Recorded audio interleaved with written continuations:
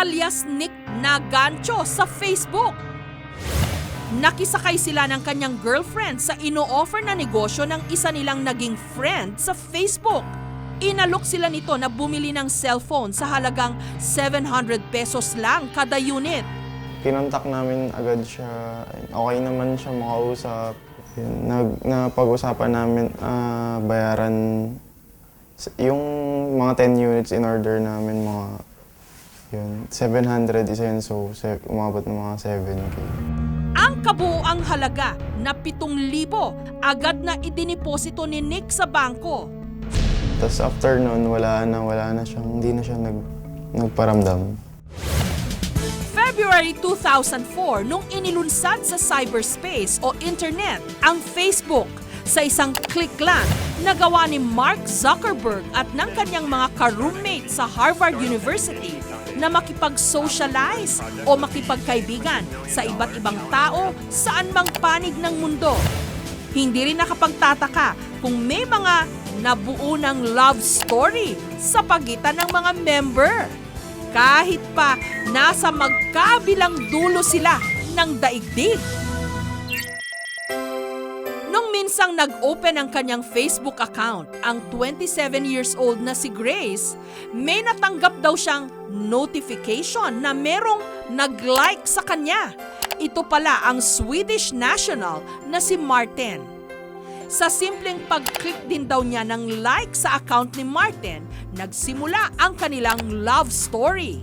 I was checking out people. There are like a list of people, and then you click yes or no.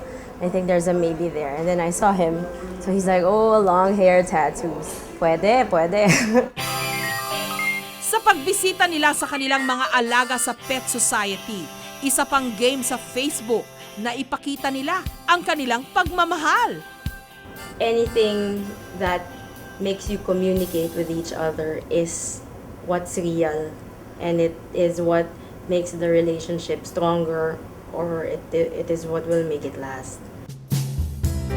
Kaya mula sa pagiging single at it's complicated, naging in a relationship ang status ng dalawa. At nito lang Agosto ng taong ito, dumayo si Grace ng Sweden at doon nag-propose ng kasal si Martin. I was very nervous. So eventually I went down on my knees and asked her. We had champagne after.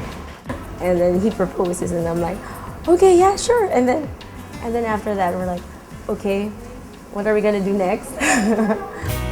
Hulaan nyo kung paano raw sila mag-iimbita sa nalalapit nilang kasal. Saan pa kundi sa pamamagitan din ng Facebook. Ang pinaka-original talagang layunin ng Facebook, pag-ugnayin ang mga magkakaibigan, lalong-lalo na ang mga magkakadugo. Kahit pa yung mga hindi pa pinagtatagpo ng tadhana. Si Alinor, nagbakasakali na sa Facebook niya makikita ang kanyang ama na mahigit 3 dekada na niyang hinahanap. Kwento kasi ni mama ko, parang noong time na yon na gusto nang umuwi ng papa ko dun nga sa Mindanao. Ayaw sumama ng mama ko kasi nga may trabaho siya dito. Siguro naging busy rin siya ron sa Mindanao. Kaya yun, parang nawalan na rin ng contact. Hanggang noong Nobyembre ng isang taon, isang message ang kanyang natanggap. Yung anak ng tatay ko sa ibang pamilya, doon namin na-kumpirma na magkapatid nga kami. Kasi kinikwento pala ako nung anak niya, anong tatay ko sa anak niya, na meron siyang anak dito sa Maynila na nawawala.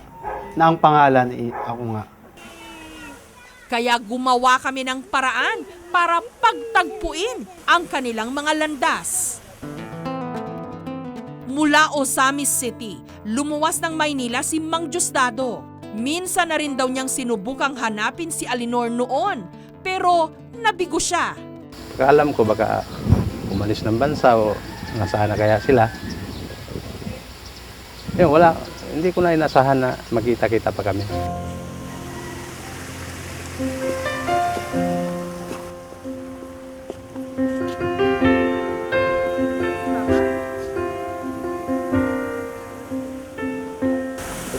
picturean sa ano ah. Hanggang nasabi na niya ang mga tanong na matagal na niyang kinikimkim. Ba't wala kayo no? Nandun ba kayo no? 1 year? 1 year kayo? 1 year old ako. Wala pa. Kasi nauwi na ako dun sa Mindanao. Oo. Eh, nagkataon na, Busy na rin. busy na. Oo. Nakabalik ko mga after 5 years. May pamilya ka na, iba. Nag-asawa ka na, ano. 5 years, meron na. Sinong mag-aakalang Facebook lang pala ang magiging susi para mabuo ang isang pagkatao? Dahil sa teknolohiya, wala na nga yatang imposible ngayon.